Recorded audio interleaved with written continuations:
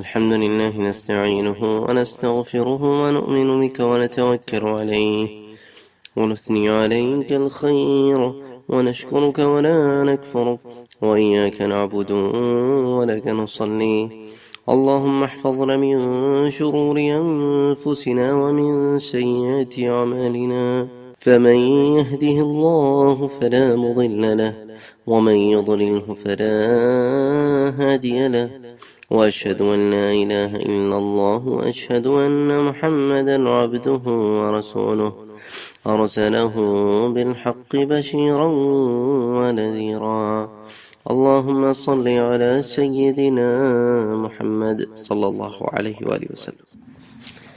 پچھلے دو دروس میں ہم نے دو غزوات کو پڑھا، ایک غزوہ بنو قینقاع اور ایک غزوہ سویق۔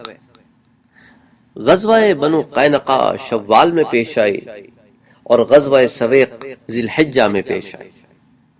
آپ صلی اللہ علیہ وآلہ وسلم بدر سے رمضان میں واپس آئے اور اس کے بعد رمضان کے باقی روزے پورے کیے اور پھر عید کی نماز ادا کی۔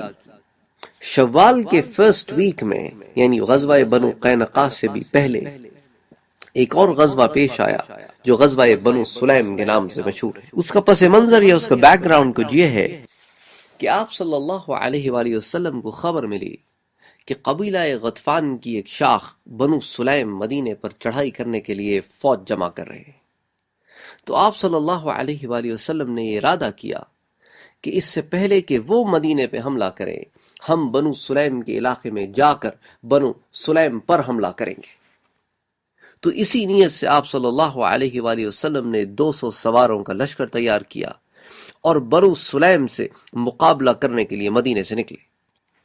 جب آپ صلی اللہ علیہ وآلہ وسلم مدینے سے نکلے تو آپ صلی اللہ علیہ وآلہ وسلم نے حضرت عبداللہ ابن ام مکتوم رضی اللہ تعالی عنہ کو حکم دیا کہ وہ مسلمانوں کو نماز پڑھائیں آپ کی غیر حاضری میں۔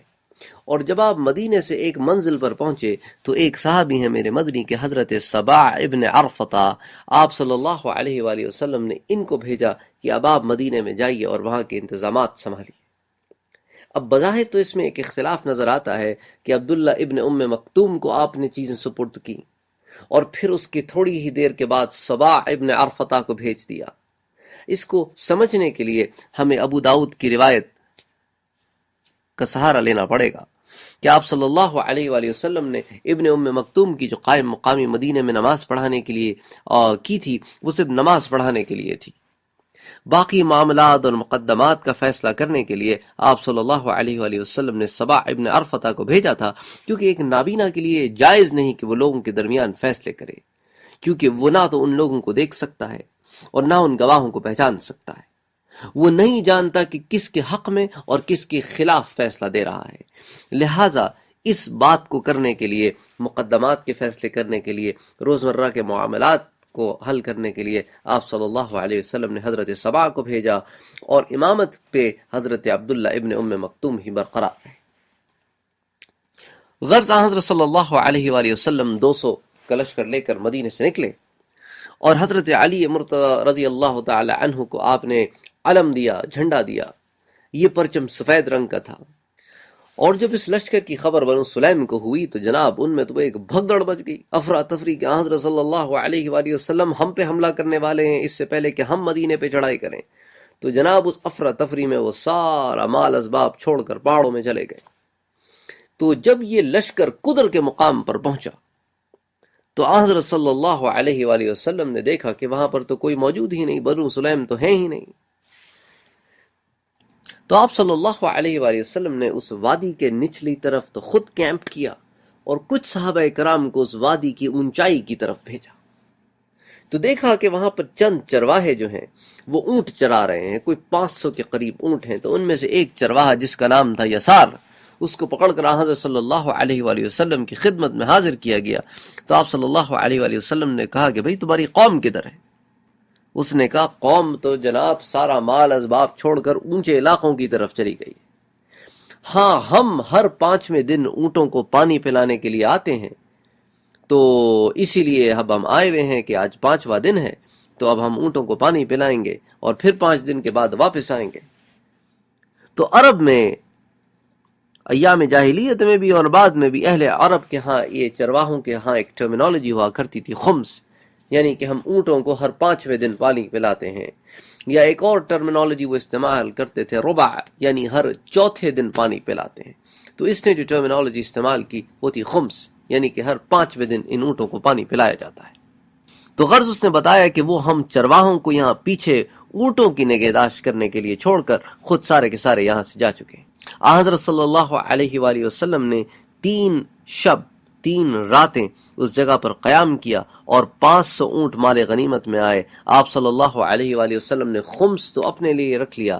اب آپ دیکھیں خمس 1/5 of 500، ایزی میتھ، 1/5 of 500، 100 اونٹ آپ صلی اللہ علیہ وآلہ وسلم نے اپنے لیے رکھ لیے۔ تو 500 میں سے جب 100 اونٹ نکل گئے تو پیچھے کتنے بچے؟ 400۔ 7 صحابہ کرام کتنے تھے؟ 200۔ تو اب آپ دیکھیں 400 اونٹ اگر 200 لوگوں میں تقسیم کریں، ڈیوائیڈ کریں، تو ہر ایک کے حصے میں 2 اونٹ آتے ہیں۔ تو آپ دیکھیں احادیث میں آپ کو میتھمیٹکس کرنے کا موقع بھی ملتا ہے، بڑے اللہ نے علم چھپا کے رکھے ہیں۔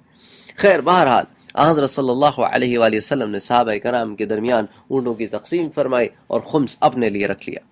اور آپ کو ہم پہلے بتا بھی چکے ہیں، آپ پہلے پڑھ بھی چکے ہیں کہ پھر خمس کی فردر 5 ڈویژنز ہوا کرتی تھی۔